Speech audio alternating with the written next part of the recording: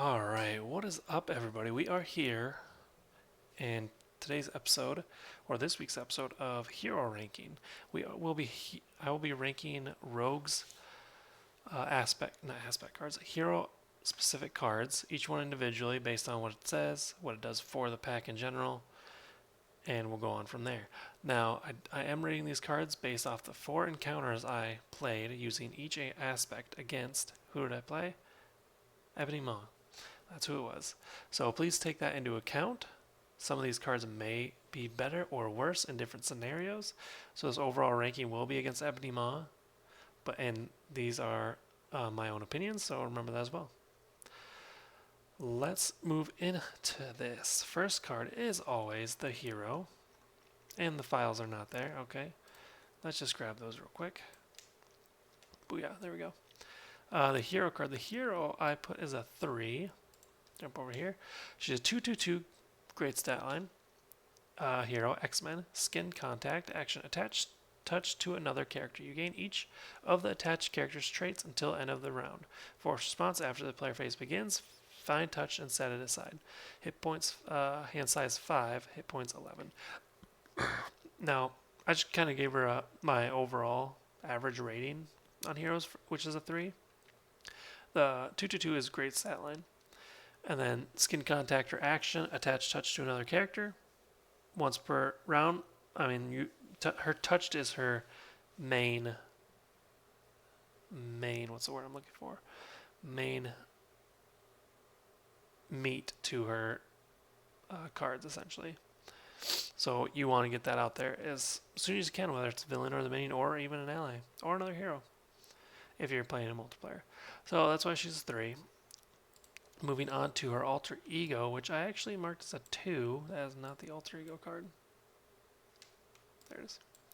I love the artwork of this one too. I don't know why. 3 recovery. Mutant, set your touch to upgrade a side. I do like the fact that it is set to the side and not in your deck, and you don't have to find it. I do like that. Withdrawn force response after you change to this form. Set touch aside. She's 3 recovery. That's average. And her. This is like the only setup I actually like, because most setups I don't like for some reason. But this is a decent one. But withdrawn force response after you change this form. Set touch to side. If it's out there, it has to come out. So yeah, the alter ego is just a 2. I don't think it's that great. But it makes sense because alter ego, she's not going to be touching anybody, and setup, which is super nice. Moving on to touch the card itself. That is a 4. And we all know why, because like I said, it's the meat and potatoes of her hero pack. It's upgrade condition. If touched is attached to a minion, rogues attacks gain overkill. If it's attached to a villain, rogues gains retaliate 1. Ally, rogue gains aerial trait, and a hero, she gains stalwart. It's a strength resource, which has me question if can this be discarded into your deck?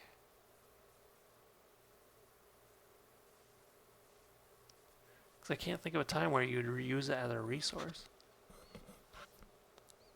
So like if it's attached out there and something tells you to discard an upgrade, would it get discarded into your discard pile instead?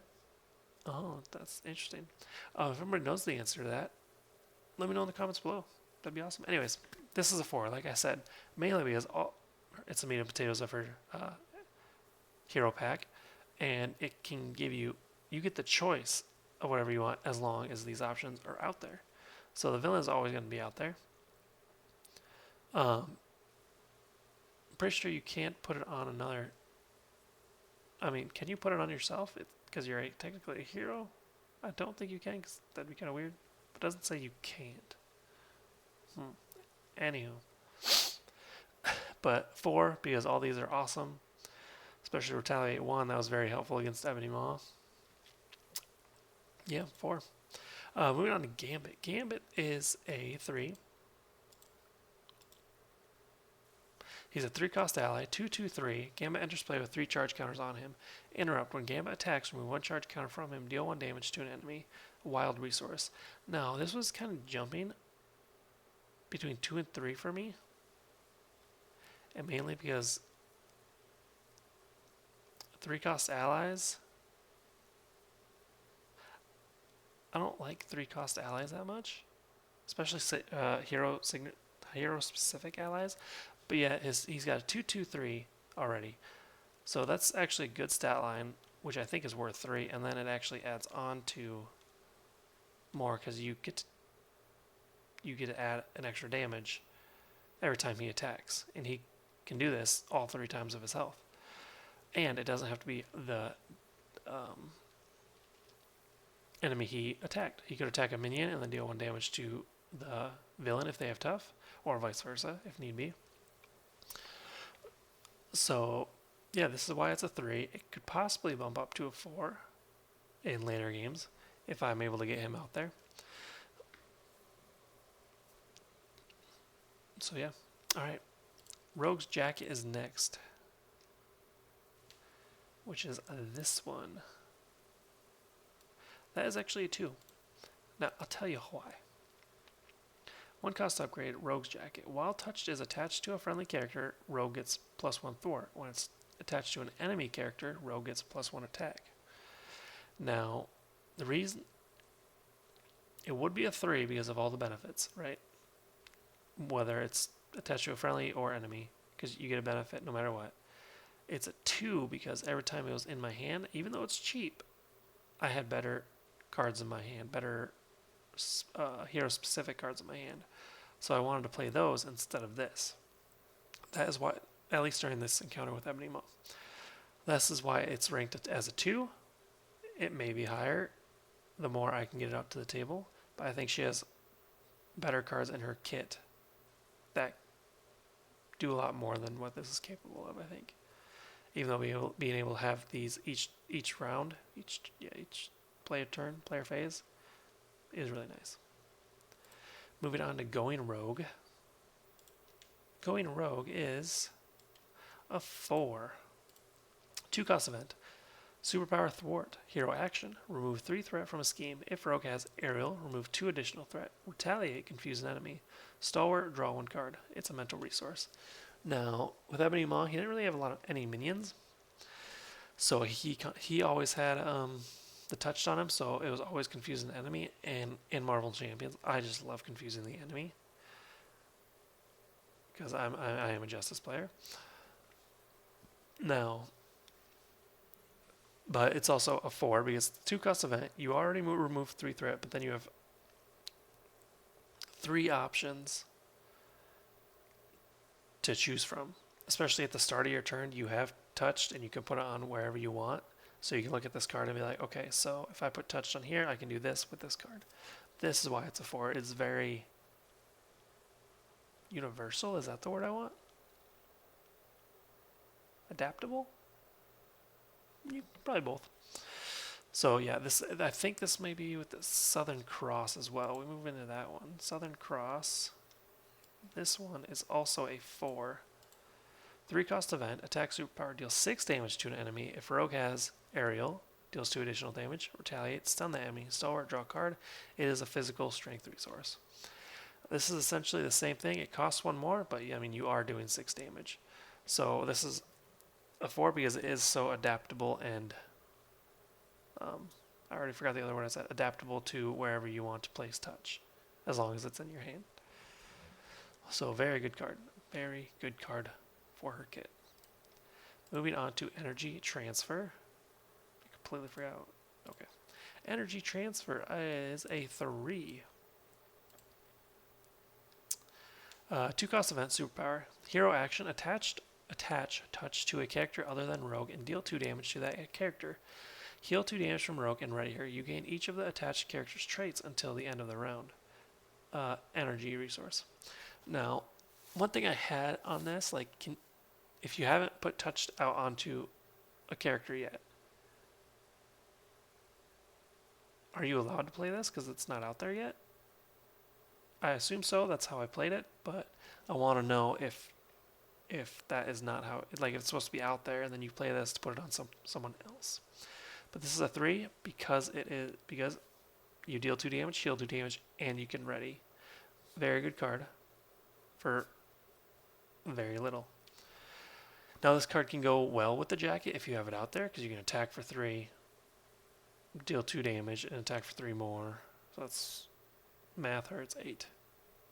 8, or you can thwart, deal damage, deal more damage, or thwart again, whatever the case may be.